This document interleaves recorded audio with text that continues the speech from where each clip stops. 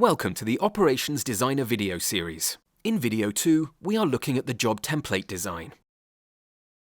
We are still in the design phase, and will combine the two steps from the previous video to create a customer statement job for the production workflow. Additionally, we will add a specific document template and finally release the job into production. The job administrator creates the new job template and gives it a name.